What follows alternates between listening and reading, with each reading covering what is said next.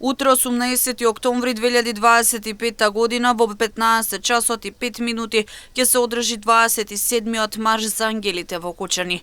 Семејствата на починатите од пожарот во дискотеката Пулс ќе маршираат од паркот на Револуцијата во Кочани кон трговскиот центар и управата за јавни приходи. Оттаму колоната ќе продолжи кон полициската станица на кружниот тек на булеварот Стево Теодосиевски кај двојниот мост, ќе има кратка блокада на сообраќајот, пошто ќе продолжи кон основниот суд и јавното обвинителство, а ќе заврши на почетната позиција.